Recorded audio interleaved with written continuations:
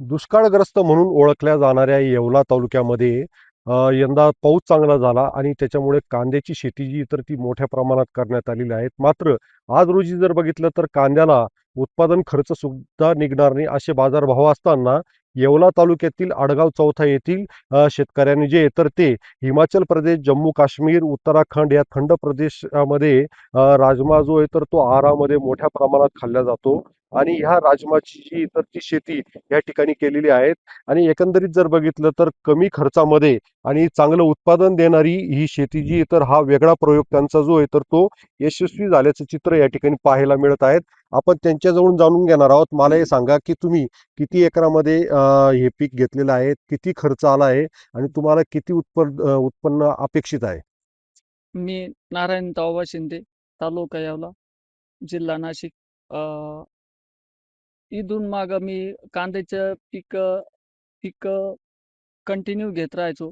पण कांद्याला सदर बाजारभाव नसल्यामुळे, शाश्वत नसल्यामुळे मग मी आमचे मार्गदर्शक कुळधर साहेब यांनी काय 1 एकरावर तुम्ही राजमा करा. मग त्यानंतर मी 1 एकरावर लागवड केली. अ, 1 एकर लावल्यानंतर ₹4,000 बियाणाचा खर्च झाला. ₹3,000 खताचा खर्च झाला आणि औषधाचा ₹3,000 खर्च, असं एकंदरीत ₹11,000 खर्च झाला.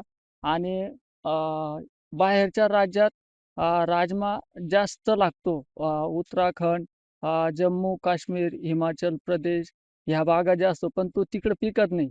आणि तो अ, मराठवाडा, विदर्भ ह्या भागात पिकतो. पण तिकडे बी जास्त पाऊस झाल्यामुळे तिकडे बी त्या पिकाला अवरेज कमी असल्यामुळे तो अ, खचल्या गेला. त्याच्यानंतर मग मी येवला तालुक्यात हा पहिल्यांदा प्रयोग यशस्वी केला आणि एकंदरीत याचा जर विचार केला तर 17 ते 18 क्विंटलपर्यंत याचं एकरी ॲव्हरेज ₹11,000 खर्च करून 18 क्विंटलपर्यंत उत्पन्न निघेल असे शाश्वती आहे.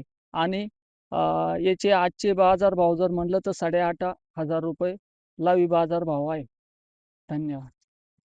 एकंदरीत पाहता ₹11,000 मध्ये 1.5 लाख रुपयाचं जे तर या ठिकाणी उत्पन्न अपेक्षित आहेत. कारण की या ठिकाणी 16 ते 18 क्विंटल इतकं जे तर उत्पन्न हाती येण्याची यांनी अपेक्षा व्यक्त केलेली आहेत. उमेश पारीख, TV9 मराठी, येवला, नाशिक.